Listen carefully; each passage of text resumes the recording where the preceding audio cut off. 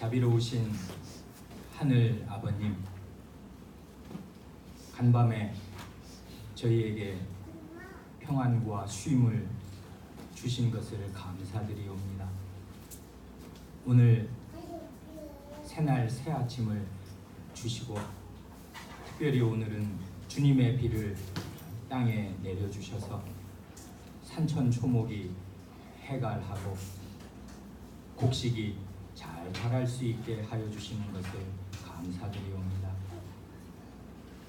저희가 이번 여름 휴가를 한 아버님을 모신 형제 자매들로서 함께 모여 주님의 은혜로 즐겁고 유익한 시간을 보낼 수 있게 하여 주신 것을 감사드리옵니다.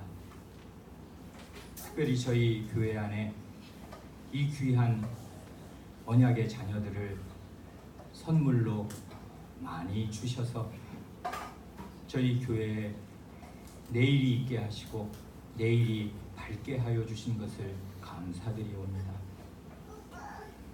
그러하오나 사람이 많다고 자녀들이 많다고 내일이 저절로 밝은 것이 아니요, 그 마음에 하나님의 말씀을 품고 하나님의 말씀을 제대로 깨달은 사람이 교회의 중심을 이루며 많이 있어야 이 교회의 내일이 밝겠사오니 하나님 아버지께서 계속 저희에게 빛이요 온기이며 힘이요 저희의 소망이 되시는 이 귀한 말씀을 계속 들려주시고 가르쳐주시고 깨우쳐 주시기를 구하옵니다. 우리 구주 예수님의 이름으로 기도하옵니다. 아멘.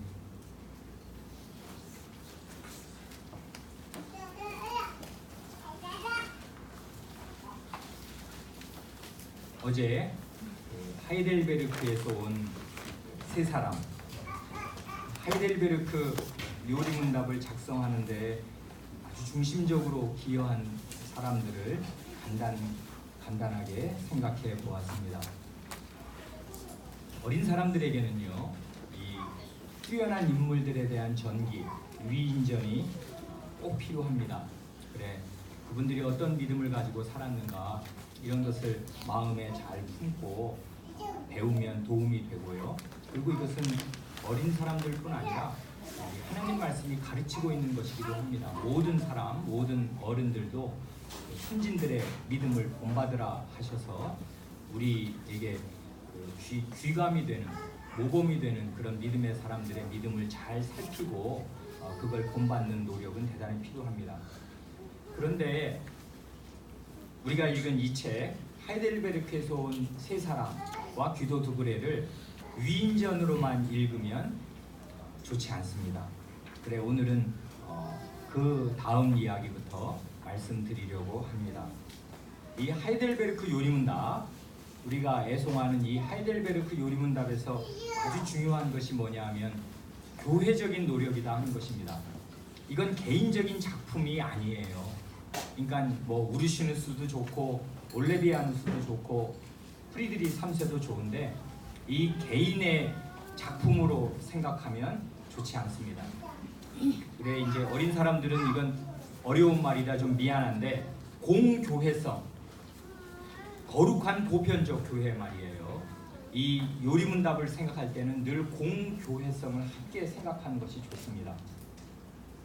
그러니까 이거는 우리가 이 책을 읽어서 아는 대로 처음부터요, 이 팔츠 영방, 이 팔츠 지역은요, 그러니까 선제후가 몇 명이 있었습니까? 7명. 예, 7명이 있었습니다. 그 7명의 선제후가 각각 맡아서 다스리는 지역이 있는 중에 선제후가 다스리는 땅, 그걸 선제후령이라고 하거든요. 선제후의 영지. 7 선제후령 중에 이 팔츠가 가장 커요. 그러니까 군소 제후들이 많이 있는 중에도 이 선제후들은 강력한 제후들이고 힘이 있는 사람들인데 그 중에서도 팔츠가 가장 땅이 넓단 말이에요. 선제후령 중에서도. 그러니까 굉장히 세력이 있는 것입니다. 이 넓은 땅에 자기 영지 안에 있는 모든 교회, 모든 신자들, 나중에 우리가 보겠지만 여기에 그 프리드리 3세 치하에서 그 각지에서 모여든 교사와 목사가 600명이라고요. 나중에 추방된 사람들이 그렇게 많아요. 그러니까 각지에서 이 그 사람들을 불러 모은 것입니다. 그런 말하자면 지도자급 되는 목사와 교사들이 그렇게 많이 있는 땅입니다. 그래 그 팔치 지역 안에 있는 모든 교회 그리고 모든 신자들 그때는 다 신자예요. 말하자면 명목상으로요. 그러니까 뭐 난 하나님 안 믿어 이런 사람 하나도 없는 것입니다. 그때는 시대가 그랬어요. 그 팔찌 영광 안에 있는 사람들은 다 신자인데 특별히 젊은 사람들이요. 이 젊은 사람들에게 하나님 말씀의 바른 교리를 가르칠 목적으로 이 팔찌 영광을 다스리는 이 선제후가 작성하게 한 거 아니에요.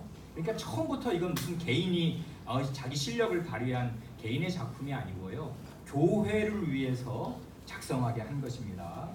그래 이 초안이 작성되고 난 뒤에 이 제후가 모든 교회의 목사와 교사를 소집하잖아요. 뭐 하려고요? 이 초안을 다 검토하도록. 그래서 무려 7일 혹은 8일 동안 주의 깊게 이 교회 지도자들이 다 모여서 이 하이델베르크 의료문답 초안을 검토합니다. 꼼꼼하게. 그래 많은 토론을 거쳐서 바꾼다고요. 바꾸고 더 보완하고 교회적인 노력이 여기에 기울여진 것입니다. 뭐 개인이 훌륭해서 쭉 쓴 게 아니란 말이에요. 그래 이 거국적이고요. 정말 이 제후의 명령으로 직접 주도적으로 집필한 사람뿐 아니라 그 당시에 불러 모은 모든 교회 지도자들이 다 모여서 여기에 생각을 보태고 마음을 보태고 이렇게 이 팔찌 영광 전체를 위해서 더 나아가서는 독일 제국 전체를 위해서 이 노력을 한 것입니다. 그러니까 이거는 그냥 한마디로 정리하면 우리시누스의 개인 작품이라고 생각하면 안 되고 팔치 교회의 신앙 고백이라고 생각해야 옳습니다. 그러니까 팔치 교회의 신앙 고백이에요. 이 하이델베르크 요리문답은. 그래 나중에 보면 이제 1563년에 나온 그 해에 이제 또 조금씩 수정을 해가지고 3판까지 이제 거듭 좀 잘 팔리고 해서 3판까지 찍으면서 그 이듬해 4판을 찍을 때는 판을 다시 이제 다 팔렸으니까 다시 찍잖아요. 그럴 때 4판을 찍을 때는 이걸 52주로 우리가 지금 가지고 있는 식대로 52주로 편집을 합니다. 1년 동안 가르치게 하려고. 그 목적은 분명한 거잖아요. 1년이 52주니까 52주로 나누어서 교회에서 설교하게 하려고 이렇게 편집을 다시 하게 된 것입니다. 오늘 우리가 가지고 있는 그 형식대로요. 그래 이 책 다 아마 집에서 보셨고 처음 보는 책 아니죠? 하이델베르크 요리문답 이 성약 출판사에서 나온 이 표지가 담고 있는 것이 바로 그 공교회성입니다. 이 표지를 잘 보시면 이게 하이델베르크 성에 있는 가장 중심되는 올레비아누스가 강설한 성신교회예요. 이게 성신교회가 이렇게 중앙에 딱 있고요. 요 배경에 뭐가 있어요? 배경에 하이델베르크 성이 있습니다. 그러니까 교회가 중심이고 이 교회를 말하자면 든든하게 프리드리 3세가 제후로 있는 하이델베르크 성이 뒷받침하고 있어요. 제후가 뒷받침하고 이 교회에서 이 복음의 하나님 말씀을 요약한 이 요리문답이 선포되게 복음의 진리가 선포되도록 그런 걸 이 표지에 담았습니다. 그래 이게 교회의 신앙 고백이다 하는 것을 어떻게든지 잘 전달하려고 그래 이 독일 사람인가가 원래 사진을 찍었는데 이 사진을 이 표지로 갖다 쓴 것입니다. 그러니까 이 교회의 신앙 고백, 공교회성 그걸 생각해야 되고요. 또 하나 이제 어제도 잠깐 말씀드렸는데 한 가지 생각할 점이 제가 아주 귀하게 여기는 거는 이 하이델베르크 요리문답의 독립성입니다. 독립적인 성격이요. 그건 뭘 말하냐면 그 당시에 이미 독일뿐 아니라 다른 여러 나라에서 나온 신앙 고백서들이 있었어요. 그런데 그러니까 예를 들면 칼빈 선생은 1530년대에 제네바에서 사역할 때 제네바 신앙 고백을 작성하거든요. 그래서 칼빈 그런 걸 이제 올레베아누스도 가서 배우고 뭐 우르시누스나 이런 사람도 그걸 모를 수가 없습니다. 그래 이제 프랑스에도 프랑스 신앙 고백이 있고 또 제네바에 가면 스위스 제네바에도 제네바 신앙 고백이 있고 또 그 저지대 여러분 아시는 저지대는 왜 라인강의 고지대가 이쪽이면 그 바다로 내려가기 직전이 네덜란드잖아요. 그래 이제 그 라인강이 그 밑으로 내려가는 그 저지대를 네덜란드라고 하잖아요. 그 네덜란드 저지대 지역에 그 1561년에 네덜란드 신앙고백서 나왔습니다. 그런 거 다 있단 말입니다. 그리고 쥐리에도 신앙고백서가 있어요. 그런 게 다 있는데도 불구하고 거기에 있는 신앙고백서나 요리문답을 수입해서 만약에 사용했다 그러면 처음부터 아주 극단적인 반대에 부딪혔을 것입니다.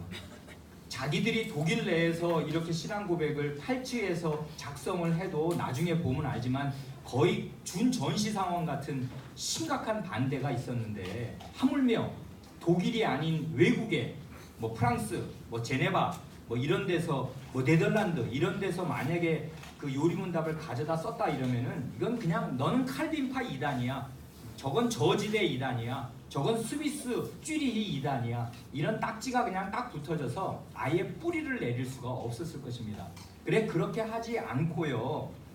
독립적인 정신으로 오직 성경 말씀에 의지해서 바른 교리를 자기 힘으로 정리해서 고백하려고 하는 것이 이 하이델베르크 요리문답입니다. 물론 그렇게 독립적으로 자기 신앙을 하나님 말씀을 따라 고백하려고 할 때 기존에 배웠던 지식이 어디 없어지고 다 사라져버리고 맨 땅에서 무에서 출발하는 건 물론 아니에요. 그럴 수는 없는 것입니다. 그건 바보 같은 일이고요. 되지도 않습니다. 그러니까 그 전 선배들이 잘 가르쳐 놓은 루터 선생의 대유리문답, 소유리문답, 루터 선생이 가르쳐준 가르침이 소화된 상태로 있고요. 이미 40몇 년 지난 거 아니에요. 칼빈 선생이 가르치고 고백한 그 내용들 다 섭렵하였습니다. 그리고 다른 신앙 고백서들 있습니다. 왜 프리드리 3세가 이 소년 시절에 몰래 이렇게 이 귀족 복장을 벗고 궁 밖으로 나가서 만났다는 요한 아 라스코라는 그 개혁자. 그래서 그분도 엠덴 신앙 고백이라고 다 이미 작성을 했단 말입니다. 그런 신앙 고백들이 있어요. 있지만 불린거의 신앙 고백서도 있고 있지만 그런 것들을 다 섭렵한 터 위에서 참고하지 않은 것이 아니로되 그걸 그냥 단순히 베끼거나 요약하거나 답습을 하지 않고 자기 말로 신앙을 고백한 것입니다. 이게 대단히 훌륭한 점이에요. 그래 이렇게 독립해서 팔치 영방에 모인 사람들이 자기들이 따로 이렇게 신앙을 고백했는데 독립적으로 신앙을 고백한 결과가 뭐냐 하면 그게 아주 매력있고 놀라운 건데요. 독립해서 각각 신앙을 고백했는데 그 개혁 신앙 고백들이 결과적으로 일치한다는 사실이 너무나 잘 드러났습니다. 그러니까 각자의 길을 걸은 것이고요.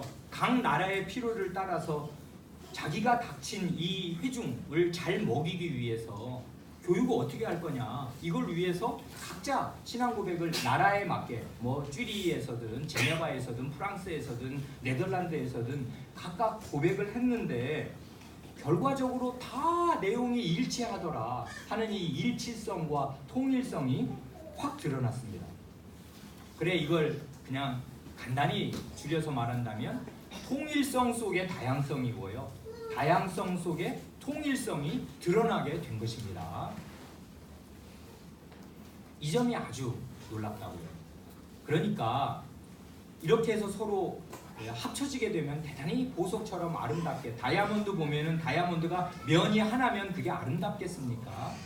그냥 뭐 일자야 평평해. 그럼 뭐 얼마나 아름답겠어요. 면들이 많잖아요. 그래서 빛이 딱 비치면 그냥 요렇게 비치고 저렇게 비치고 그래서 반짝반짝 하잖아요. 얘가 마치 살아있는 것처럼. 그런 것처럼 다이아몬드의 면이 많듯이 이 개혁 신앙 고백들도 다 모여놓고 보면 요면이 반짝반짝 빛이 나도록. 그런데 다 한 하나의 보석으로 묶일 수 있도록 이렇게 통일성 속에 다양성을 갖추게 됐는데, 그렇게 하려면 갑습을 하면 안 돼요. 베끼면 안 된다고요. 독립해야 됩니다. 독립해야 연합할 수 있어요. 독립하려면 실력이 있어야 돼요. 자기 말로 신앙을 고백해야지. 실력이 없으면 베껴 쓸 수밖에 없는 것입니다. 갖다 쓸 수밖에 없는 것인데, 실력이 있으면 자기 말로 고백을 하는 것이고, 자기가 자기 눈으로 성경을 읽어야 자기의 신앙 고백이 나오는 것이고, 근데 성경을 제대로 읽으면 제대로 된 고백이 나오고, 그런 것들이 다 합쳐지면 그 다양한 가운데 통일성이 드러나게 된다 이것입니다. 이게 한 성신께서 각 나라에서 각 상황에서 다양하게 역사하신 결과입니다. 이렇게 나타난다고요. 그래, 그 유럽의 하나 되는 새 고백서, 그거 이제 Three Forms of Unity 이렇게 말하는데요. 영어로 그 Unity는 일치, 통일 이런 거지 않습니까? Three Forms 할 때 Forms라는 거는 그게 이제 고백서, 신앙, 신조 이런 걸 Forms라고 그래요. 그 형태가 아니고. 그래서 그 일치성, 통일성의 새 고백, 통일성을 가진 새 고백서가 나오게 됩니다.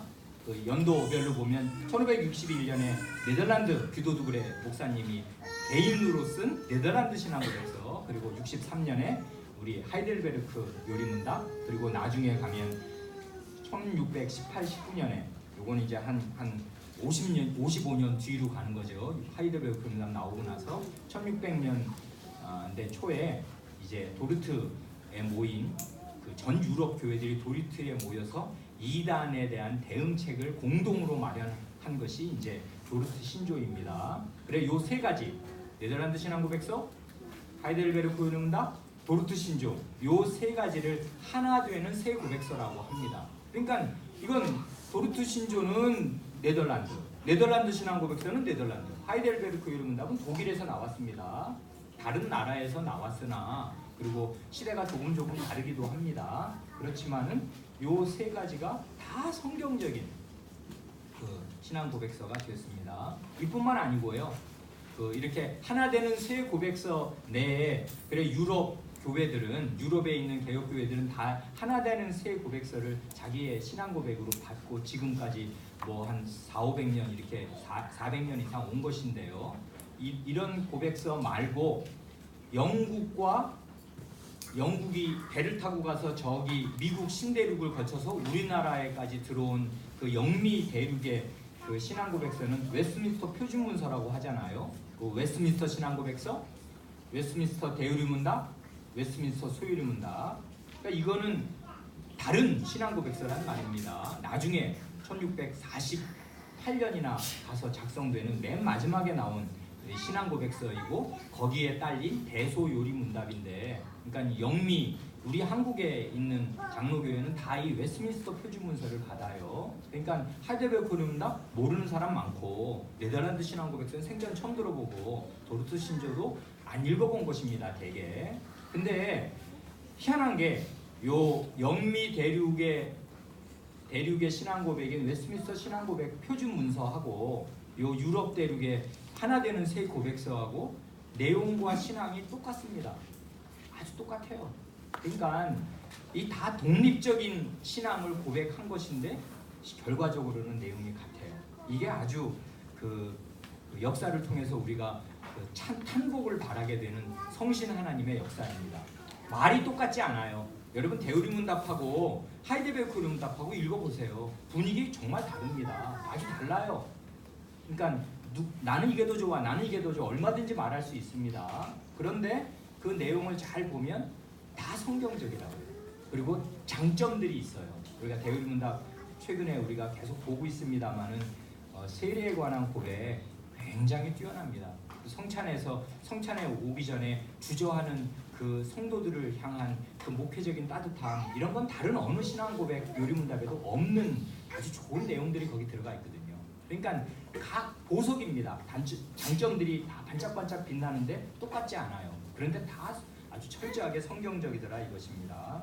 이런 점이 이게 성신 하나님께서 이 역사의 가도에서, 역사의 길에서 그리스도의 교회를 인도해 가실 때 어떻게 인도하셔서 나온 좋은 결과물이 뭔가 이런 걸 생각할 때 이건 성신 하나님께서 이렇게 바르게 그 교회를 인도하신 결과이다 하는 걸 알게 되는데, 그럴 때 중요한 거는 독립적이어야 된다고요.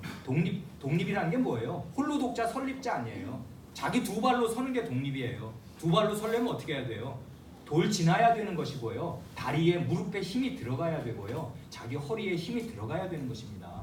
그래 실력이 없고 그 힘이 없으면 못 서는 거예요. 독립 못 해요. 그러면 부모 품에 안겨 있고 다른 교회에게 의지할 수밖에 없는 것입니다. 그러니 자기 눈으로 성경을 보는 실력을 기르지 않으면 교회가, 목사가, 그리고 신자가, 그러면 결국 다른 교회에 기대고 살 수밖에 없어요. 그러면 이런 독립적인 다이아몬드의 한 면을 이루는 이런 아름다운 고백은 할 수 없게 됩니다. 생활로나 실제로 그 교회의 결과물로요. 이런 것이 이 하이델베르크 교회론답을 생각할 때 생각할 만한 점입니다. 먼저 우리가 공교회성을 생각했고 독립성을 생각했습니다. 여기에 덧붙여서 그냥 지나가는 말로 한 말씀 드리고 싶은데, 이건 우리 젊은 사람들이 그 희망을 더 갖도록이요. 그건 뭐냐면 우리 시누스 옛날에 들어나 봤습니까? 칼빈은 들어봤지, 루터는 들어봤지. 아무리 정말 어린 사람이라도 루터, 칼빈은 들어봤으나 우리 시누스, 올레비아누스 이거 밖에 나가서 한번 교인들한테 얘기해 보십시오. 그럼 누구야? 뭐야 그 사람? 이렇게 될 것입니다. 그러니까 우르시누스나 올레비아누스, 프리드리 3세 이런 사람들을 칼빈이나 루터 같은 사람하고 딱 1대1로 세워놓고 비교하면 어떻게 돼요? 어떻게 되냐고요? 루터하고 올레비아누스, 루터하고 우르시누스 딱 이게 1대1로 비교해놓고 그 사람의 그 비중을 따지면 어떻게 돼요? 상대가 안 되는 것입니다. 루터 선생은 정말 그 500년을 떠받칠 만한 큰 기둥으로 하나님께 쓰임받은 사람이고요. 우르시누스나 올레비아누스는 똑똑하고 그 재주 있고 은사를 받은 사람들이나, 그러나 그냥 그 시대 살다가 그만큼 영향 미치고 말하자면 그냥 묻힐 평범한 사람 중에 괜찮은 목사, 괜찮은 신학 교수일 뿐입니다. 그런 사람은 세상에 많이 있어요. 그런데 중요한 건 뭐냐면 이분들이 그 2세대라는 거예요. 아니면 3세대. 이 거인들의 어깨 위에 올라앉은 난쟁이라는 말이 있거든요.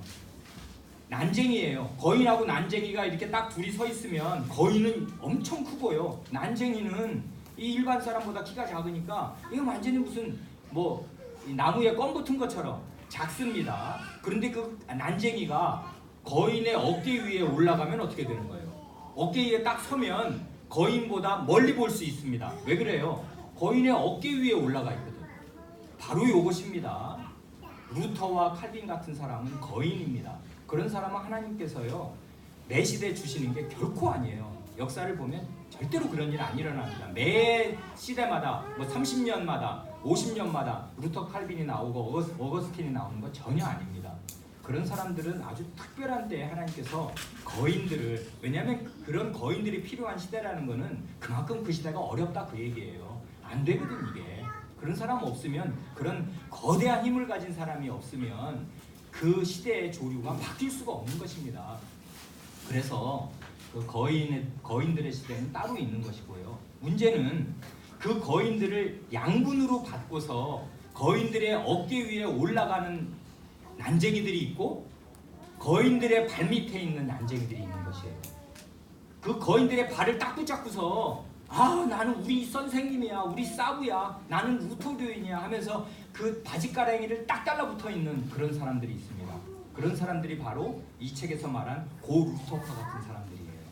그런 사람들은 결코 멀리 보지 못해요. 거인이 봤던 것도 보지 못합니다. 왜냐하면 난쟁이거든. 거인은 지금 세계를 바라보고 하나님 말씀의 넓은 세계를 바라보고 교회를 개혁해 놓았는데, 그 개혁자의 발 뒤꿈치를 붙잡고서 이분이 최고야 이렇게 붙잡고 있는 사람들이 있는데, 그 사람들은 자기 눈밖에 보지 못합니다. 그러니까 그런 사람들은 결국은 교회를 해치는 사람들이 돼요. 거인들이 이루어놓은 개혁에 제대로 편승하지 못합니다. 어떻게 해야 돼요? 거인의 어깨 위로 올라갑니다. 난쟁이가. 그러면 어떻게 돼요? 거인보다 더 멀리 보게 됩니다. 왜 그래요? 이게 자기의 디딤돌이라고요. 그래 거인들의 어깨 위로 올라가서 멀리 보는 사람들이 되어야 해요. 그런 사람들이 있는데 그게 바로 제가 생각할 땐 올레비아누스고 우르시누스입니다. 이 사람들은 1대1로 루터 칼빈하고 비교하면 비교가 안 되는 역량이 적은 사람들입니다만은 놀라운 사실은 칼빈의 제네바 신앙고백서, 제네바 요리문답, 무슨 프랑스 신앙고백서가 지금 더 쓰임을 받나요? 하이델베르크 요리문답이 더 쓰임을 받나요? 100배, 1000배 더 하이델베르크 요리문답이 쓰임을 받습니다. 이건 누가 쓴 건데요? 우르시누스가 썼고 올레비아누스가 그 교정에 주요하게 참여했을 것입니다.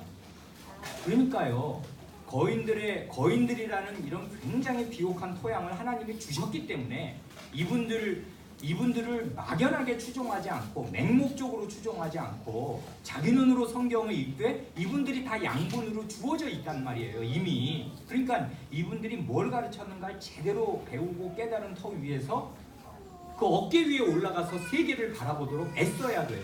이게 독립적인 정신이에요. 이렇게 하면 실제로는 어떻게 되냐면 거인보다 더 멀리 볼 수도 있어요. 왜냐하면 거인들은 딱 거기까지만 본 것입니다. 그러나 엄청난 세계를 보여주었는데 그거보다 더 멀리 볼 수도 있게 된 것입니다. 그래서 정말로 그 사람들이, 그 난쟁이들이 남긴 신앙 고백이에요.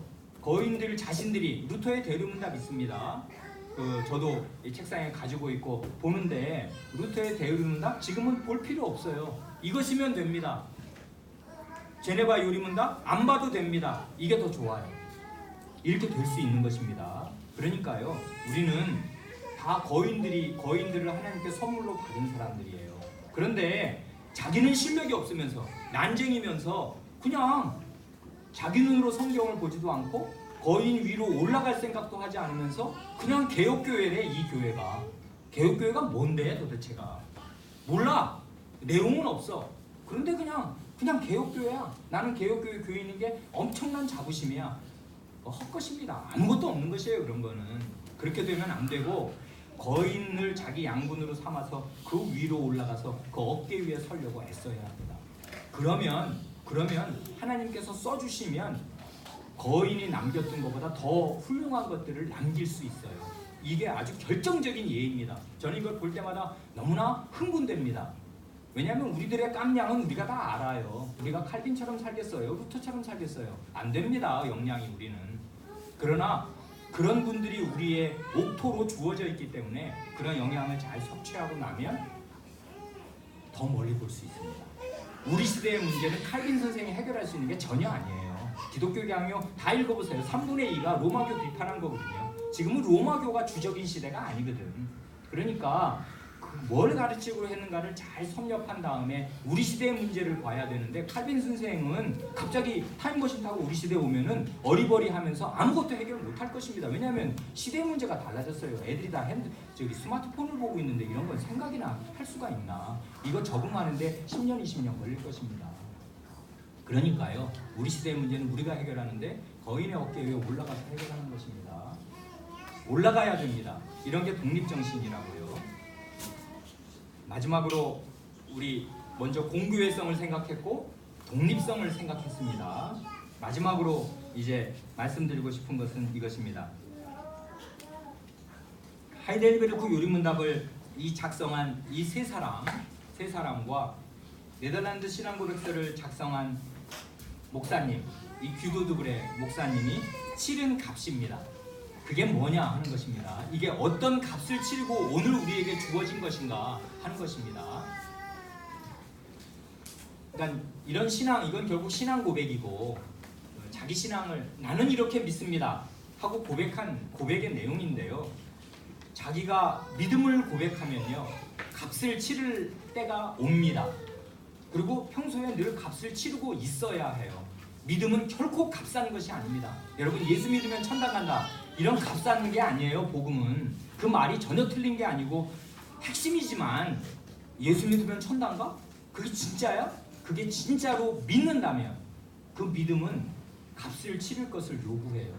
그건 왜 그러냐면 이 세상이 하나님을 떠난 세상이고 하나님 없는 세상이기에 하나님을 떠난 이 죄 많은 세상에서 참된 믿음을 고백하면 반드시 값을 치릅니다.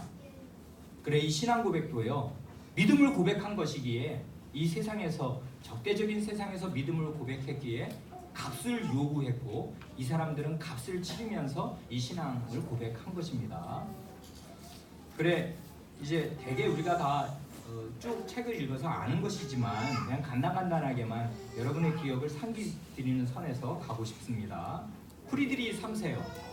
이 주요하게 생각하게 되는 건 이건데요. 이분이 이 신앙 고백을 작성하는 과정에서 그리고 작성하고 난 뒤에 무슨 값을 치렀나 하는 것입니다. 이 믿음을 고백하기 위해서 어떤 값을 치렀나. 그 전부터요. 이 사람은 어제 우리가 잠깐 본 대로 20살 어간에 이제 혼인하잖아요. 혼인해서 7 자식을 낳고 한 20년을 이제 가난한 그 성주로 삽니다. 그런데 그렇게 살 동안에 이분이 만약에 신앙이고 뭐고 뭐 되는 대로 살지, 나는 지금 제후의 아들이야, 제후의 아들, 맞아, 왕자란 말입니다. 그러면 정말 호화롭게 흥청망청 한 인생 살기로는 정말 왕자 같은 신분이 어디 있습니까? 최고로 잘 살 수 있고요. 한 인생 정말 즐겁게, 인생 즐겁지, 카르페 디엠입니다. 정말 좋아, 즐겨라지, 즐기고 살 수 있었을 사람인데요. 그 아내 덕분에, 아내가 처음에는 아주 그 신실한 루터파 신자였다가 나중에 이 사람이 이제는 남편을 잘 만난 결과로 개혁 신앙을 가진 신자가 나중에 됩니다. 이 아내가, 마리아가. 그런데 처음에는 이 로마교의 환멸을 느끼고 있는 이 프리드리히 3세가 그 아내 덕분에 이제 루터 선생의 글을 진지하게 읽고 특별히 성경을 읽으면서 이분이 신앙을, 로마교 이건 아니다, 그 생활과 교리 이건 아니지 해서 이 사람이 그 점차적으로 바른 성경에 입각한 신앙을 가지게 되잖아요. 이렇게 되면서 이 사람이 44세의 선제후가 될 때까지 그 자식 7 낳고 사는 동안이 무지하게 가난했습니다. 가난한 귀족이었다고요. 이름뿐인 귀족. 그래 실제로는 거기 책 보시면 아시는 대로 어느 때는 자식이 7이고 아내랑 하면 이게 9 식구인데, 그리고 그런데 어느 때는 끼니 걱정을 해야 됐습니다. 그래 먹을 게 이게 쌀독이 비게 돼가지고 아내가 진짜 창피하게 말이에요. 남자가, 결혼한 남자가 제일 창피한 게 자기가 벌이가 없으면 아내가 친정집에 가서 뭘 좀 먹을 걸 얻어오려고 하면 그 남자 면이 엄청 안 서고 진짜 창피한 거지 않습니까? 그런 일도 이 사람이 당했습니다. 왜 그러냐면 그 아버지가 제후인데, 아니 자식이 이게 로마교, 이 중요한 로마교를 안 믿고 무슨 이단을 지금 따르고 있어. 그래가지고 이단자 아들한테 지원금을 안 줘요. 너희는 고생 좀 해봐라. 그리고 내가 너 같은 이단 놈한테 무슨 돈을 대주냐. 지원을 딱 끊습니다. 그래 그런 신앙을 지키고 사느라고 결혼해서요, 이 사람 아주 어렵게, 계속 어렵게 살았습니다. 가난한 귀족으로 살았어요. 그래서 거기 책에 보면 그런 얘기도 나와요. 이 프리드리히 3세가 다른 사람에게 스스로 고백할 때 나는 제후라는 느낌이 전혀 안 들고 너무 가난하고 꾀죄죄해서 그냥 찾는 사람이 없이 부엌 구석에 있는 부엌대기 같다, 하녀 같다. 자기 자신을 볼 때 그렇게 자기 초라했던 것입니다. 면이 안 서요. 가난하면 정말 창피한 것입니다. 그리고 뭐 건사할 수도 없어. 그렇게 긴 시간을 살았습니다. 왜 그래요?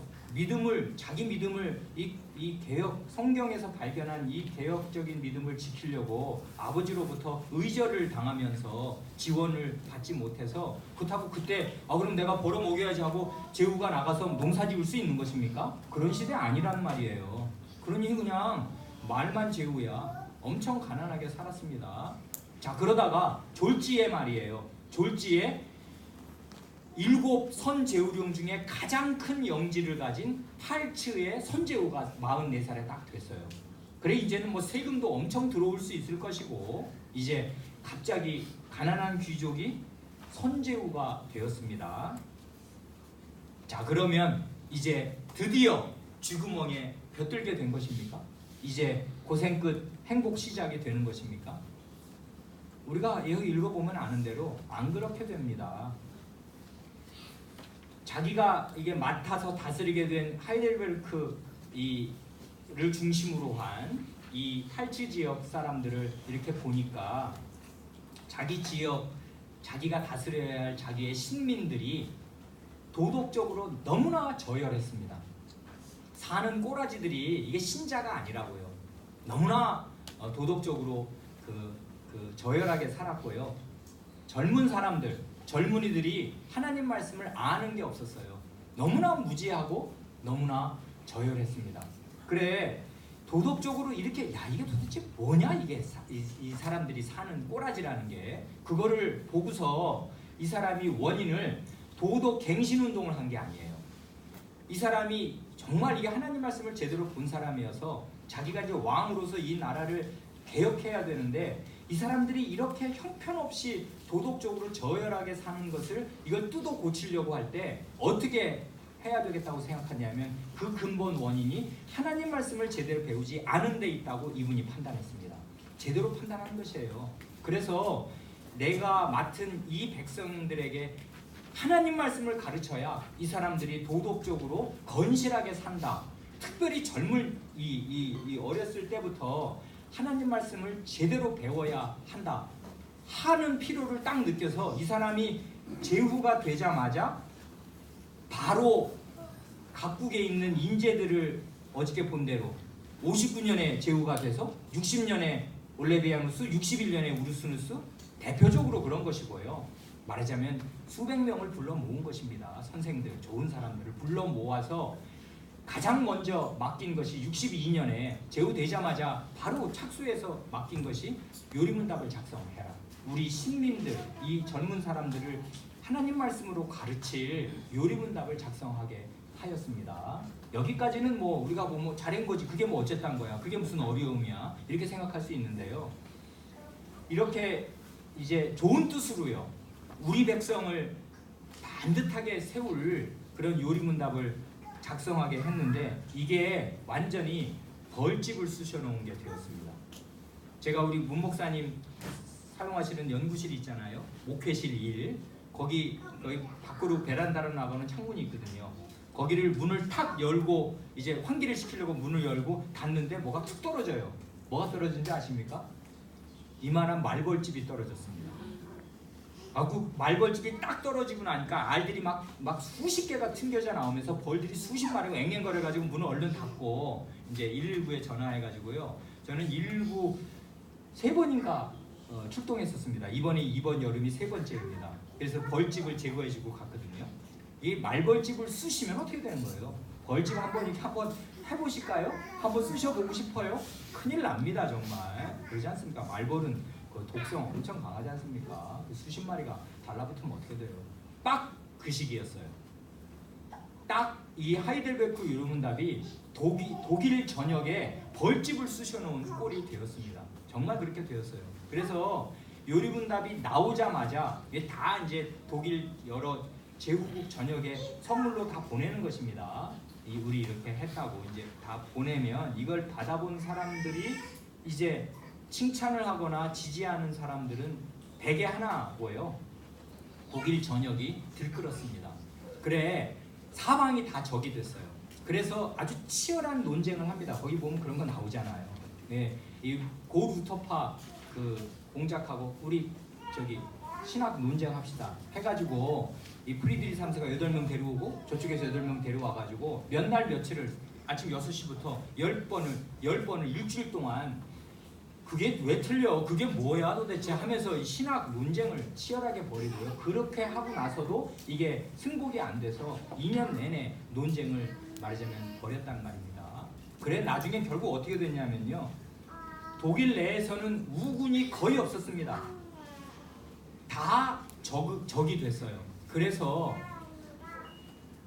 적은 둘인데 크게 대별하면 독일 전체에 그 프리드리가 가야 상대해야 될 적이 둘인데, 하나는 로마교 측이고 하나는 루터파 측이었습니다.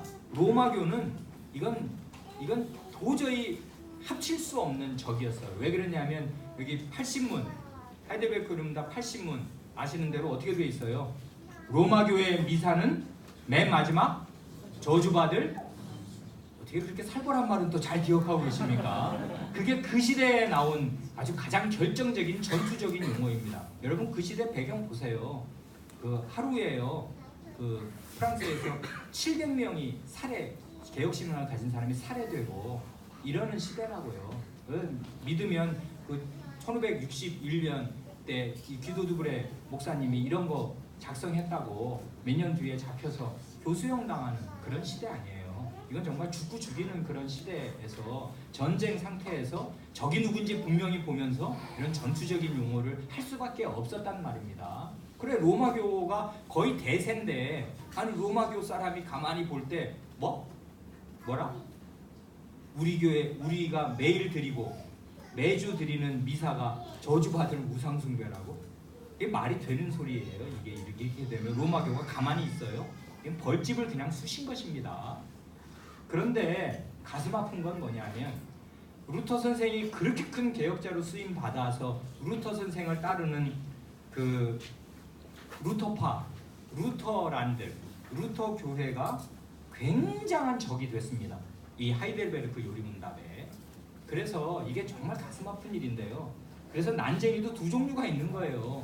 거인 어깨 위에 올라가는 난쟁이가 있는가 하면 거인의 바짓가랑이를 붙들고 우리의 거인 하면서 거인으로 자기 자신을 그 살찌우는 우상으로 삼는 거인이 우상이야 내 우상. 루터가 우리 우상이야. 이름도 루터 교회입니다. 희한하지 교회 이름이 사람 이름으로 교회 이름을 칭하게 됐단 말입니다. 그런 게 어디 있어요? 그리스도의 교회인데 루터 교회야 우리는. 이렇게 된 난쟁이들이 독일에 꽉 차 있었습니다.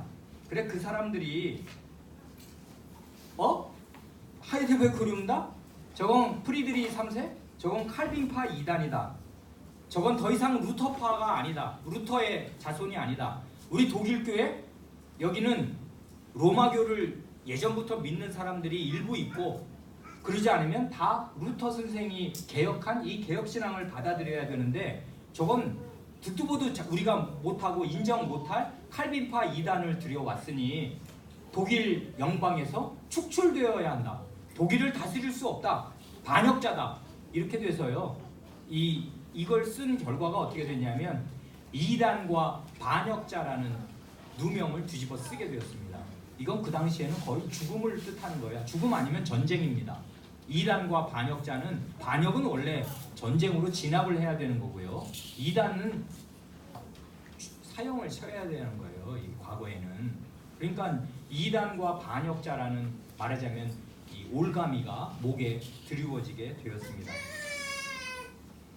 그래 이런 걸 보면 정말 가슴 아픈데요. 개혁신앙은요. 그때가 종교개혁기라고 해요. 그리고 종교개혁이 뿌리를 내려서 이미 40-50년 진행되는 그런 때인데도 불구하고 큰 인물들이 지나고 나면 이런 일들이 꼭 생기는데요. 그 제대로 그 개혁의 정신을 이어받지 못하고 정신이 뭔지도 모르면서 자기 눈으로 그 개혁의 정신에 편승하지 못하면서 개혁교회 입으로만 그리고 그게 무슨 자기의 큰 말하자면 크레딧이야. 크레디트 카드 몇 장 있는 거랑 똑같아. 아무데나 그냥 써서 카드 긁으면 돼.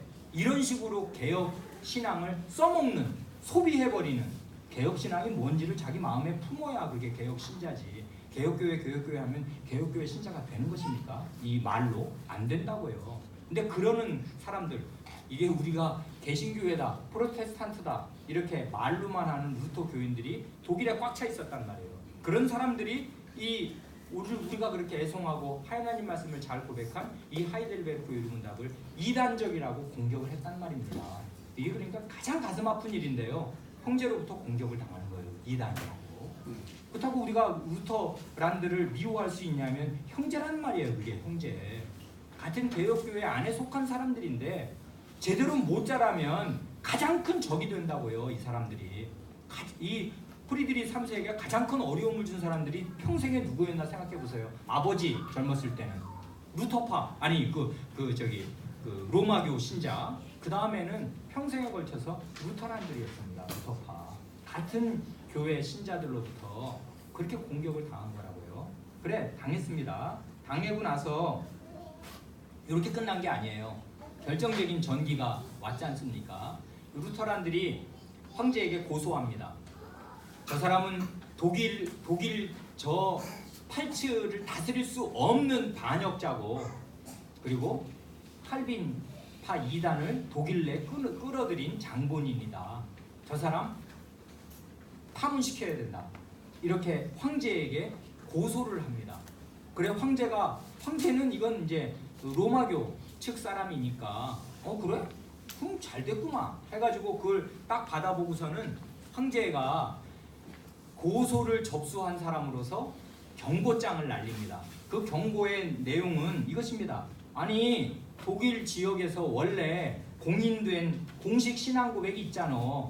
1530년에 그 독일에서 채택한 루터교의 공식 신앙 고백 아우크스부르크 신앙 고백 있잖아.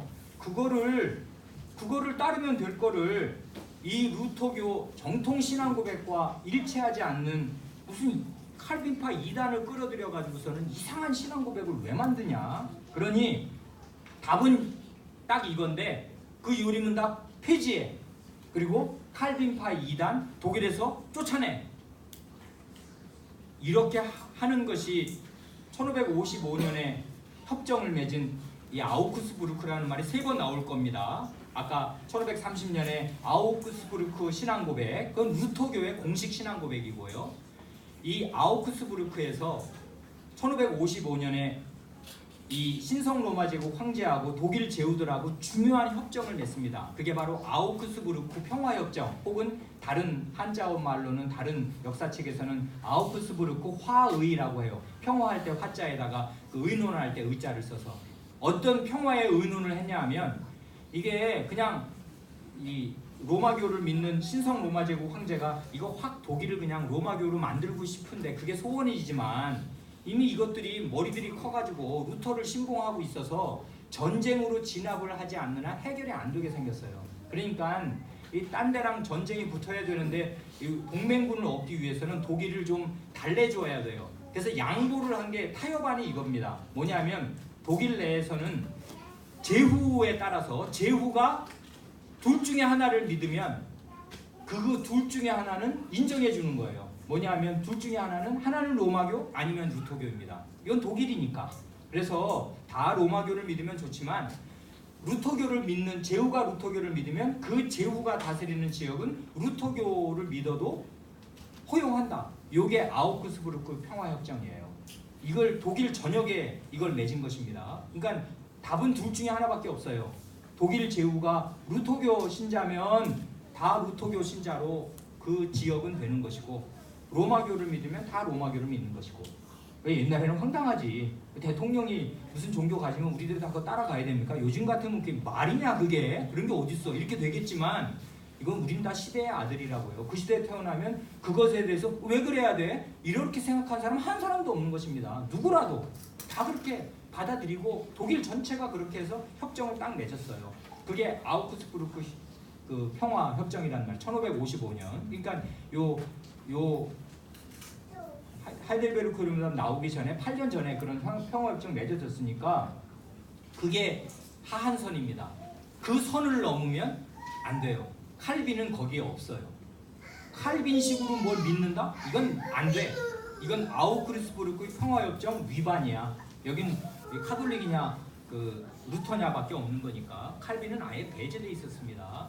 그런데 이 사람이 말씀 이게 칼빈파 이단을 끌어들여서 그런 걸 갖고 자기 그 독일 내에 가장 큰 영지를 다스리려고 하니 용납 못한다 이것입니다. 그러니 그거 빼라 이거예요. 칼빈파 이단 다 축출하고 이 요리문 다 폐기해라. 안 하면 아우크스부르크 평화협정 위반으로 당신은 제국의 평화에서 제외된다. 이건 말이 좋아서 제국의 평화에서 제외된다는 거지 너 죽어 이 소리입니다. 전쟁이야 이것입니다. 그래 경고장을 날립니다. 이건 살벌한 경고장이에요. 자기 그 팔츠 영방 전체 신민의 그 안위가 걸린 그런 경고장을 받은 것입니다. 그래 이 경고로 끝나지 않고요. 결국 제국의회가 열립니다. 이 제국의회 이름이 또 아우그스부르크 제국의회예요. 세 번째로 지금 나왔네요. 같은 이름이 1566년에. 그러니까 이게 가시밭길이에요. 이거 써놓고 나서 2, 3년 내내 논쟁했고요. 말벌들이 날아다녔습니다. 3년 내내 벌집을 쑤셔놨거든. 그래서 독일 제국이 내내 시끄러웠고요. 그 논쟁의 한복판에 이 프리드리 3세는 있을 수밖에 없었고 황제의 엄중한 경고를 받았고 결국은 제국의회가 3년 뒤에 1566년에 열리게 됩니다. 그래 제국의회에 소환될 때 거기 갈 때 말하자면 피고인의 입장으로 갑니다. 그래 가기 전에 그 동생이요, 이 프리드리히 3세의 동생이 말리거든요. 이거 엄청 위험해요. 가면 못 돌아올 수가 있고요. 잡히면 죽는 것입니다. 그리고 거기서 황제가 판결을 딱 내려서 이건 유죄다, 이 사람은 이단자다, 반역자다 이러면은 끝입니다. 그러니까 가지 마세요 형님, 그거 가면 죽을 수가 있습니다 이랬단 말이에요. 그럴 때 이분이 한 대답이 있습니다. 이게 아주 대단히 매력이 있습니다. 74쪽이 이것입니다. 여러분 가지고 계신 그 하이델베르크에서 온 세 사람 책 74쪽을 보면 동생에게 답장을 쓰는데요. 이게 대단히 그 귀중한 신앙 고백이라고요. 하이델베르크 요즘문답 어떤 태도로 썼고 그걸 어떤 믿음으로 지켰나 하는 게 나타나 있습니다. 이렇게 말합니다. 그 74쪽 그 편지 인용문, 의회에, 이건 제국의회입니다. 황제가 소집했습니다. 나 지금 거기 갈 겁니다. 의회에 나에게 닥쳐올 위험이 도사리고 있을지도 모른다. 그러나 나는 하늘에 계신 하나님 아버지 안에서 위로와 소망을 발견하며 그분을 신뢰한다. 넘어가서 나는 쭉 넘어가서 하나님께서 여전히 통치하신다는 것을 믿으며 그 다음 말입니다. 설사 나의 피로써 값을 치러야 할지라도 나는 순교를 이 세상에서와 영원한 세상에서도 다 감사드리지 못할 명예로 여길 것이다. 이렇게 동생한테 편지 쓰고 이 각오로 갑니다. 이분이 하나님을 믿는다고 해서 앞날을 낙관하고 갈 수 있었던 상황이 전혀 아닙니다. 이분은 순교를 각오하고 갔습니다. 그런데 그것을 명예로 여겼습니다. 이 세상에서도 못 갖고 영원한 세상에서도 다 감사드릴 수 없는 최고의 명예로 알았습니다. 그렇다고 하나님 저 순교자 만들어주세요 하고서 순교자 컴플렉스, 순교자 되고 싶어서 말하자면 환장한 그런 사람으로 간 거 전혀 아닌 걸 우리가 다 압니다. 그럴 수 없어요. 그건 겁나는 일이고, 그러면 우리 이 제국 어떻게 되는 것입니까? 아니 제국이 아니라 내 이 영지 다시 로마교 아니면은 루터교로 넘어가는 것입니다. 그러길 바란 게 아니지만 그렇게 돼도 나는 할 수 없다. 그러나 하나님 아버지를 신뢰한다. 그리고 순교하라시면 순교한다. 이런 마음으로 제국 의회에 참석하였습니다. 요 똑같은 말, 요 뭐라자면 나의 피로써 값을 치러야 할지라도 나는 순교를 명예로 여길 것이다 하는 요 말이 똑같은 말이 나옵니다. 어디에요?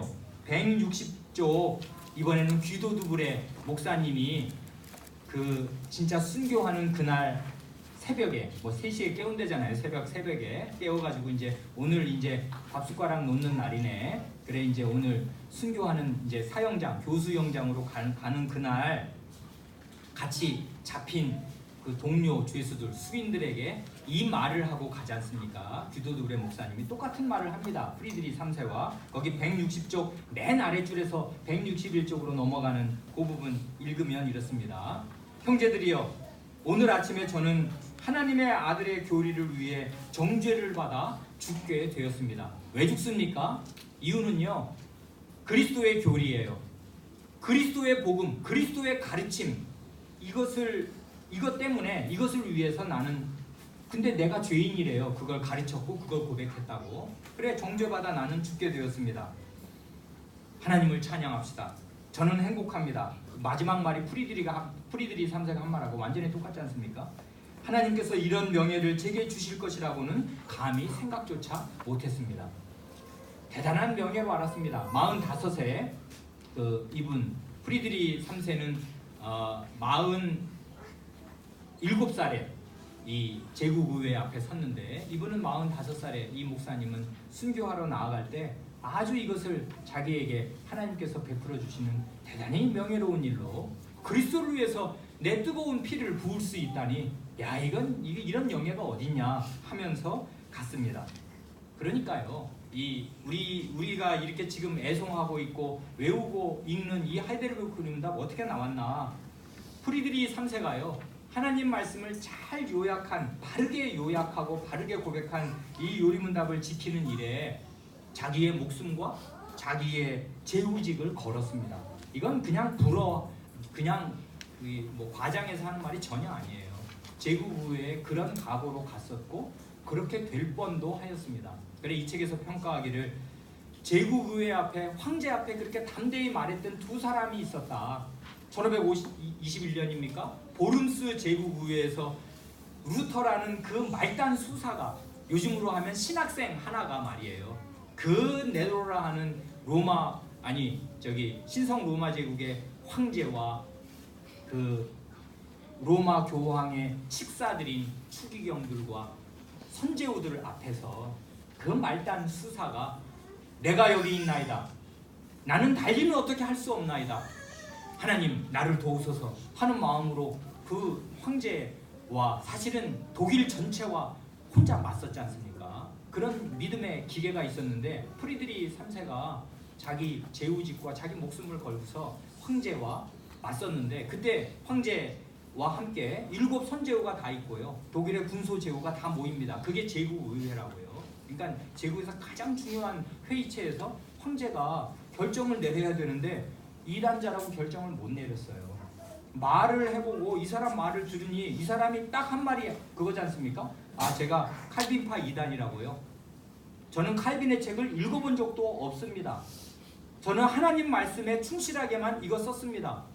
루터가 똑같은 얘기를 했다고요. 루터가 그렇게 얘기했거든. 너 이거 네가 쓴 책 맞아? 맞습니다.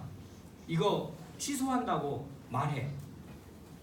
그렇게 하면 살려준다. 그렇지 않으면 넌 죽음이지. 이단자지.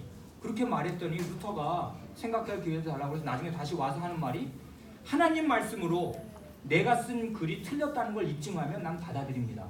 그러나 그렇게 하지 않는 한 난 취소 못합니다. 아니 죽음을 자초한 것입니다.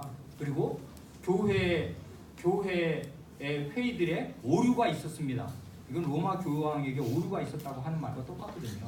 그래서 저자는 죽었다 이렇게 된 것입니다. 그때 원래. 그래서 똑같은 말을 합니다. 저는 칼빈의 글은 안 읽어서 모릅니다만은 이건 성경 말씀을 따라서 성경 말씀을 요약해서 고백한 것이니 성경 말씀과 틀린 게 있으면 말씀하시고 없으면 나는 취소 못합니다. 아니 이랬는데 그러니 이게 그러니까 칼빈이 선생 쓴 제네바 신앙고백서 갖고 와서 얘기하면 그게 제국의회에서 얘기가 되냐고요. 얘기 안 돼요. 그건 그냥 칼빈파 이단이라는 걸 입증한 것뿐이지. 그러니까 이 사람은 칼빈을 막연히 추종한 사람이 전혀 아닙니다. 칼빈이 훌륭한 사람입니다. 칼빈을 알았습니다. 칼빈이 책도 이분에게 헌정하였습니다. 프리드리 3세에게. 그러나 그거 안 읽고도요. 하나님 말씀 자기가 정직하게 읽고 칼빈과 똑같은 결론에 이르러서 그 올레베누스가 칼빈의 제자 아니에요. 그래서 실제로 칼빈 선생이 쓰고 싶었으나 쓰지 못한 더 아름다운 신앙 고백을 남길 수 있게 되었습니다. 그래 이 신앙 고백이 이런 목숨 건 이런 말하자면 각오와 자기 믿음을 말하자면 믿음의 값을 치른 이런 사람들의 그런 노력 가운데서 우리에게 왔습니다. 시간이 많이 가서 이제 길게 더 얘기 드리지 않겠고 앉는 자리 좀 불편하지요. 갑자기 이렇게 우리가 땅바닥에 앉게 됐습니다. 이게 우리 옛날의 삶을 30-40년 전의 삶을 그냥 이렇게 재현하는 게 됩니다. 옛날에 다 이렇게 정말 앉아서 예배도 드리고 앉아서 교육도 받고 그랬습니다. 나머지 두 사람은요. 우리가 이미 알아서 그냥 한두 마디씩만 해도 좋을 듯 합니다. 올레비아누스 이 신앙 고백을 위해서 무슨 값 치렀습니까? 그 사람 벌써 20살, 23살 때요. 이 설교 그만해. 복음 설교 그만해. 개혁 설교 그만해. 선제후가 명령을 내립니다. 이건 정말 하늘의 명과 거의 비슷한 것입니다. 위배해? 죽음이지. 그런데 거부합니다. 설교하다가 잡혀요. 그래서 감옥에 갑니다. 앞날이 캄캄했을 것입니다. 앞날 어떻게 될지 모르는 그런 상태로 이 젊은 20대 청년이 말이에요. 자기가 믿는 신앙을 위해서 말하자면 자기 목을 걸고 복음 진리를 말했습니다. 그리고 나서 이제 그게 끝이 아니고 하이델베르크 교리문답 교정하는 일에 아주 주요하게 참여했을 것입니다. 이 올레비아누스 이 목사님이 그랬는데 나중에 프리드리 3세가 결국은 죽지 않습니까? 아마 61세 그 정도 옛날에 많이 못 살았어요. 왜 뭐 49세, 51세 이렇습니다. 올레비아누스, 루시누스 죽은 해가. 그러니까 50 전후로 죽습니다. 둘 다. 옛날에 많이 못 살았어요. 그리고 프리드리 3세가 한갑 좀 지나서 아마 죽었습니다. 그런데 죽고 나서 이제 참 역사라는 게 희한하잖아요. 그 맏아들이 아버지 신앙하고 완전히 또 반대예요. 골수 이건 꼴통 루터란 아니에요.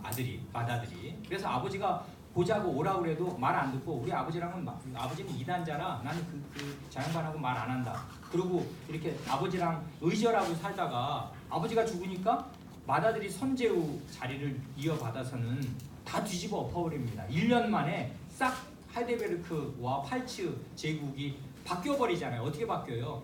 팔츠 영방이 600명 다 쫓아버립니다. 다 나가. 그리고 그 자리를 전부 골수 루터파 그 목사와 교사로 채우잖아요. 아버지의 그 했던 그 노력들 개혁이 그 아들에 의해서 다 뒤집어지고 그럴 때 올레비아누스가 그 다음 선제후 이제 아들 그 전에는 아버지 그 선제후를 모시고 살다가 그 밑에서 행복하게 일했는데 그건 몇 년 안 되고요. 그러고 나서는 아들이 집권하고 난 다음에는 이렇게 난리가 나니까 성신교회에서 그 루트비 그 아들 선제후를 그 말하자면은 그렇게 하면 안 된다고 아주 맞서는 9년이 맞선다고 책에 나와 있잖아요. 9년이 맞서는 그런 설교를 하다가 자식이 이게 하늘 무서운 줄 모르네 해가지고 가택연금 되고 결국 추방됩니다. 그러니까 이런 일들을 겪는다고요. 이 사람은 20대부터 그리고 나이 들어서도 값을 치른다고요. 자기가 이 했던 신앙 고백에 그 물러서지 않고 현실에 타협하지 않고 자기 목을 걸고 한 것입니다. 우르시누스도 마찬가지입니다. 우르시누스도 이미 젊은 시절에요. 그 고향의 그 학교 학장으로 재직할 때부터 루터파의 집요한 공격을 받습니다. 루터 선생 존경하지 않는 거 아닙니다. 그럴 리가 만무합니다. 왜냐하면 멜라니톤의 제자라고요. 그러니까 루터 선생에 대한 존경심 그리고 루터 선생이 뭘 가르쳤는가를 가장 잘 흡수한 사람입니다. 이 우르시누스는. 그렇지만 성찬에 관한 한 하나님 말씀이 더 옳지 루터 선생이 가르친 게 더 옳냐? 나는 그거는 동의 못한다. 그거를 하나님 말씀을 따르자. 루터 선생이 뭐라고 했든지 간에 루터를 존경하지만 어떤 말씀에서 조금 하나님 말씀에 어긋나다고 이게 더 옳다고 생각을 하면 나는 그걸 믿겠다. 요거를 고수했다고. 그러면 우리가 다 같이 루터의 제자가 아니라 그리스도의 제자, 하나님의 제자가 되자고 해야 될 거 아니에요. 근데 그렇게 안 돼요. 지금도 여러분 그렇게 안 됩니다.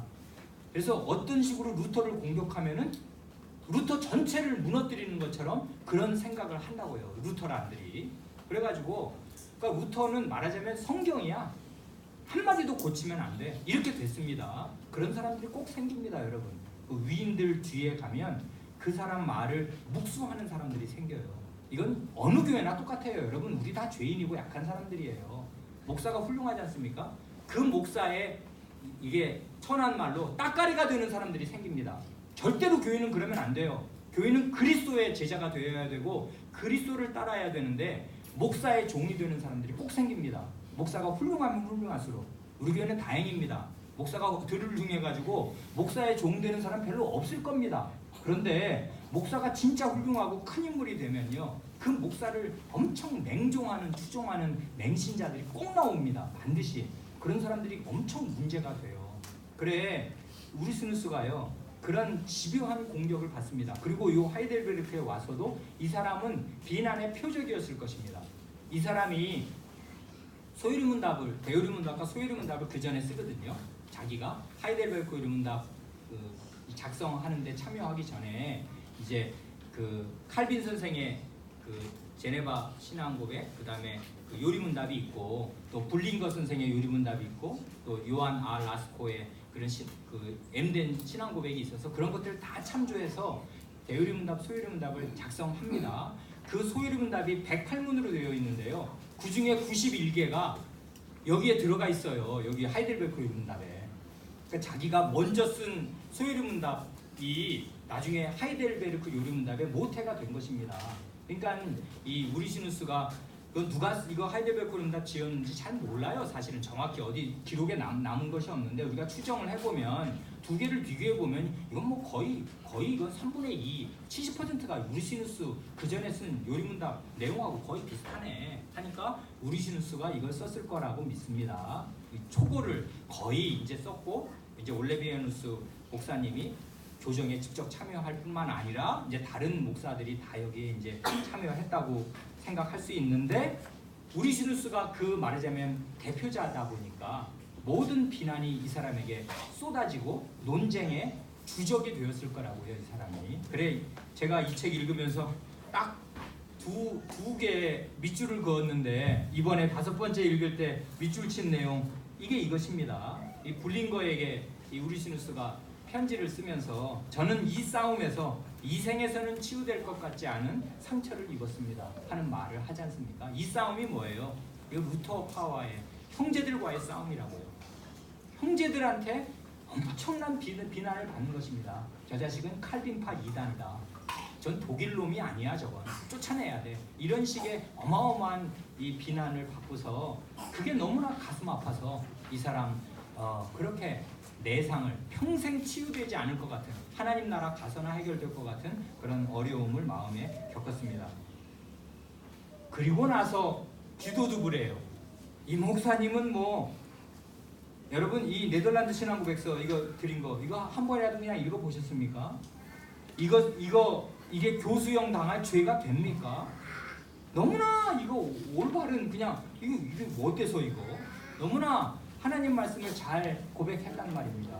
그런데 죽어야 됐다고요.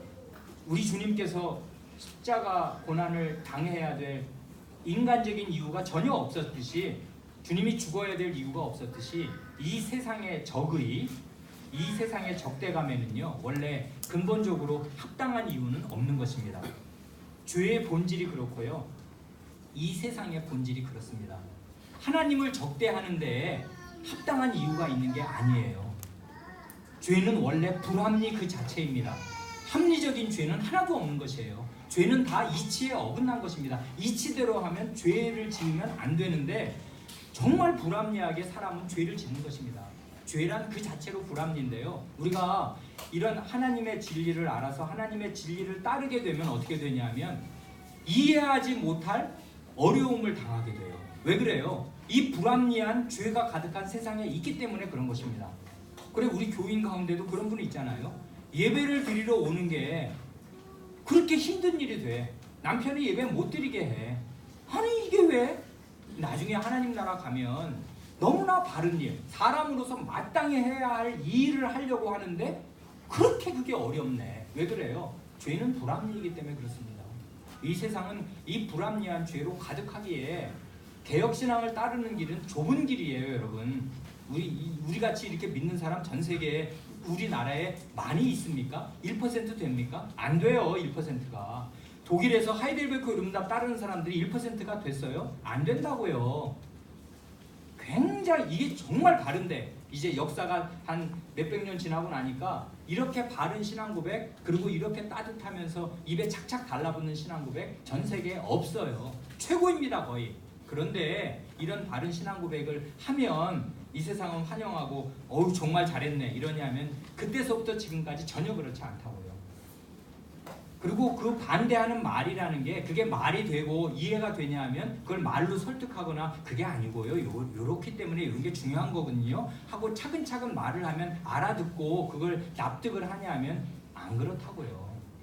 죄는 불합리입니다. 이게 설득으로 대화와 설득으로 되는 게 아니에요. 이건 성신께서 진리를 그 마음 속을 뒤집어 주셔서 진리를 깨닫게 해주시지 않으면 어떻게 해도 안 됩니다.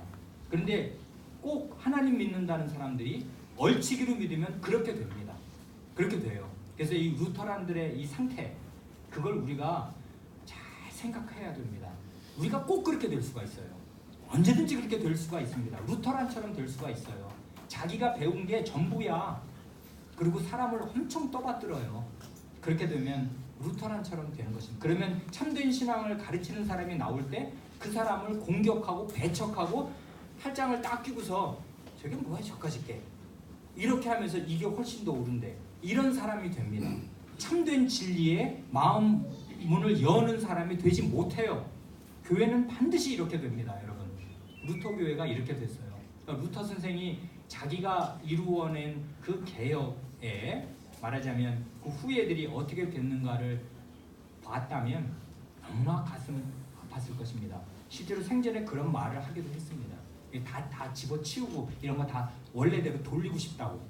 이렇게 하려고 이렇게 목숨 걸고 이렇게 한 게 아니었다고. 이렇게 됩니다, 여러분. 그러니까 우리 같은 죄인들은 어쩔 수 없어요. 자기 마음을 살피고 하나님 말씀을 읽고 하나님 말씀이 뭘 가르치느냐 하는 이 좁은 개혁신앙을 제대로 잘 이해하고 하도록 마음을 쓰고 써야 됩니다. 사람의 종이 되면 결단코 안 됩니다. 그래, 우리가 이제 하이델베르크 림답의 배경이 되는 이걸 어떤 사람이 주로 하이델베르크 림답을 짓는데 참여했으며 어떤 믿음으로 어떤 값을 치르면서 이 요리문답을 우리에게 물려주었나 생각하면 제가 볼 때 역시 하나님 나라로 인도하는 문은 좁고 그 길은 좁은 길이어서 많은 사람이 찾고 환영하는 길이 아님에 틀림이 없습니다. 이렇게 좋은 것이라서 우리가 진가를 압니다마는 많은 사람이 아는 것도 아니고 다 알린다고 해서 그걸 다 환영하는 것 아닙니다. 그리고 우리들 자신 안에서도 그렇습니다. 우리들 자신 안에서도 하나님 말씀에 깨어서 하나님 말씀을 자기 눈으로 보지 못하면 거인들의 바짓가랑이를 붙잡고서 이거를 즐기지도 않고 이 내용이 뭔지도 모르면서 우리 교회는 하이델베르크 요리문답 가르쳐 그 말만 똑 따서 마치 그럼 우리 교회는 인류교회가 되는 듯이 그게 바로 루터란의 정신이거든요. 그렇게 되면 똑같은 길로 갑니다. 그러면 바른 말을 하는 교인, 바른 말을 하는 목사를 반드시 미워하고 박해하게 됩니다. 그런 사람이 돼요. 죄인은 멀리 있지 않고요. 내 마음 안에 있습니다. 죄는 무서운 것이고요. 그러니까 그렇게 되지 않으려면 어떻게 되는가 하는 것을 이 역사가 너무나 잘 보여줍니다. 그래 이런 걸 우리는 배웁니다.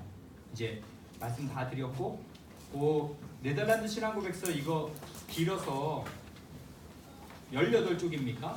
이거 다 37조항인가로 되어 있는데 이거 다 읽기 어려우신 분들은 27, 8, 9조항만이라도 읽으십시오. 그게 아주 이 신앙고백서의 진가가 드러나는 그 대목이거든요. 그게 뭐에 대한 고백이냐면 보편적 교회에 대하여 그리고 교회에 가입할 의무 그리고 참된 교회와 거짓 교회의 표지에 대하여 그것이거든요.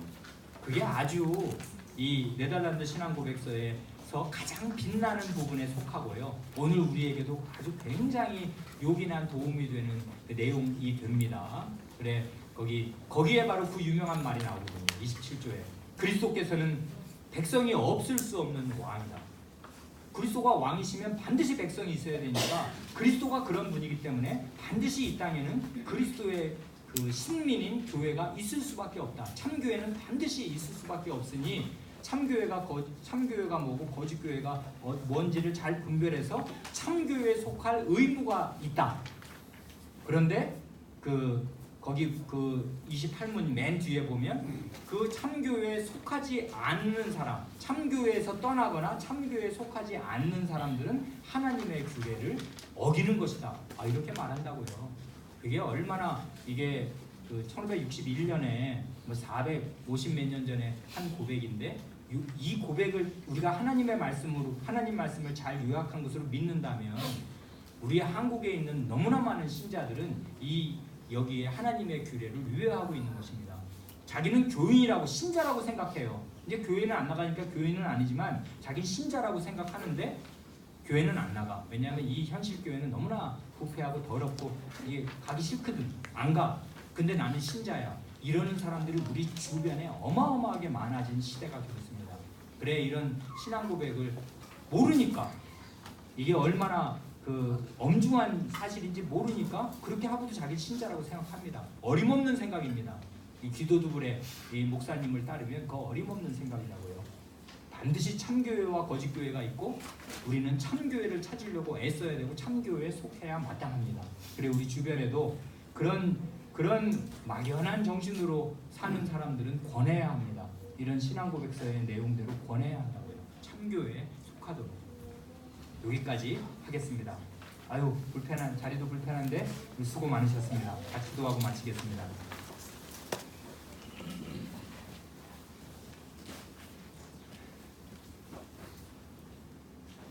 하나님 아버지, 저희 교회에 좋은 기회를 주셔서 저희가 애송하는 이 하이델베르크 요리문답을 성신님께서 어떤 과정을 통하여 저희에게 주셨는가를 잠깐 생각할 수 있는 좋은 기회 주신 것을 감사드리옵니다.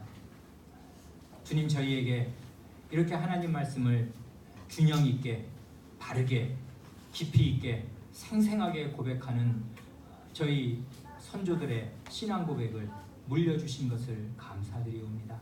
이런 재산이 저희에게 따로 없사오며 저희가 이것을 자녀들과 함께 입에 붙이고 살며 꾸준히 배워 이 신앙 고백으로 저희의 고백을 삼아 성경 말씀을 믿고 하나님을 믿고 그리스도를 믿고 살 수 있게 하여 주신 것을 감사드리옵니다.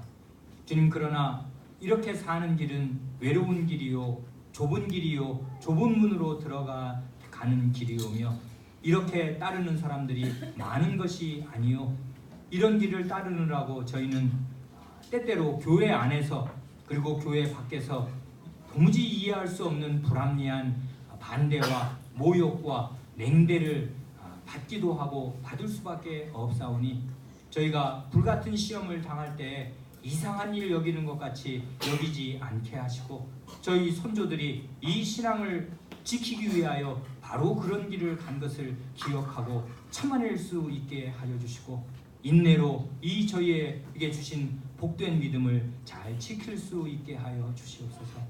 이 요리문답의 내용을 앞으로 저희에게 더욱 잘 가르쳐 주시옵소서.